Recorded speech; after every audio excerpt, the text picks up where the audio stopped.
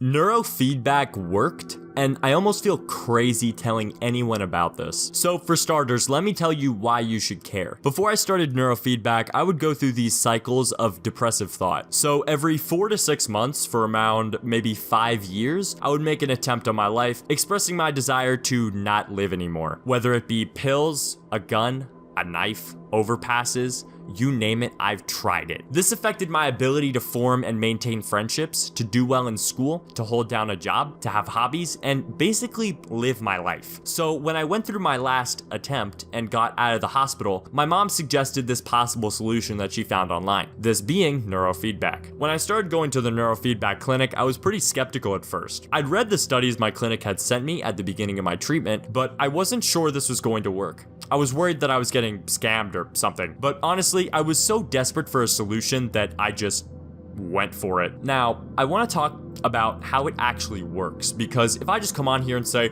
oh, this weird thing you've never heard of cured my anxiety and stopped my ideations, you're gonna think I'm a scammer. So let me explain. Electrodes, or wires with metal discs at the end, are pasted to your head to monitor electric activity in the brain. It's kind of like an EEG test, if you're familiar with this. This electric activity in the brain is how brain cells communicate, dictating how your brain functions. Think of this as a pattern. When you're hooked up to the EEG, it compares your brain's patterns to the model in the computer. If your brain's patterns are closer to the model, it gets audio/visual rewards. If your brain is straying away from the model, the rewards stop. And you might be asking, where do they get the model? Well, they get the model from people that are not afflicted by dysfunctional behavior. So if we take a person without ADHD, let's say, and record their EEG data in the areas of the brain that you want to target and upload that data to the computer, you get a model or a sample that you can compare your patient to. Now, when your patient comes along, gets hooked up, and is sending electric activity data into the computer knows when the patient's brain is operating like the model. What makes this such a game changer is that normally we can't control our subconscious brain, but with neurofeedback,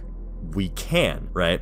And this is how this technology trained my brain to operate in a more functional manner. There are so many benefits I've gained that I can point to when thinking about me pre versus post neurofeedback. A big one being my anxiety. If I couldn't find the deodorant in the store, I wouldn't just walk up to the person at the front and ask where the deodorant was. I would Google what aisle that chain kept their deodorant in. Or even worse, I would walk out empty-handed, right? Or trying new things. My dad saw a job opportunity for me last summer, and it was to be a lifeguard at the local community pools in my city. Now, I wasn't a member of the swim team, and I was afraid that I was gonna fail the swim test or not get the job, so I sat in the car with my dad for half an hour before finally managing to work up enough courage to walk in and take the test. Now, I got this job working for a school teaching swim. And even though I've never taught swim in my life, the school is helping me teach these kids how to swim, something I would have never tried for while operating under my old line of thought. The only problem I have now is that I feel like I can't share this experience I've had with other people in my life because no one will believe me.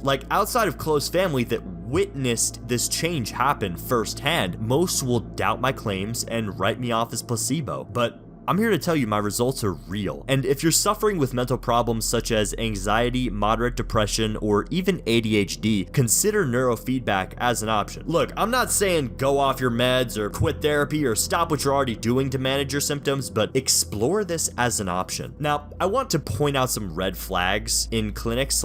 There's two mainly. One is if they let you watch movies. Every negative story you hear about neurofeedback online is when they let you watch movies. My clinic didn't allow any extra stimulation outside of the audio rewards and the brainwave visuals, which were like fractals. So no phones, no TikTok, no nothing, right? And second red flag is if they let you attend less than 2 times a week. My clinic said that 2 times a week was the minimum they wanted me coming in for the treatment to be effective. So if the clinic you're talking to is saying, oh, you could come in once a week or 2 times a month, just find another clinic. Another thing I want to mention is this can get fairly pricey, so what I would suggest is try to get them to work with you.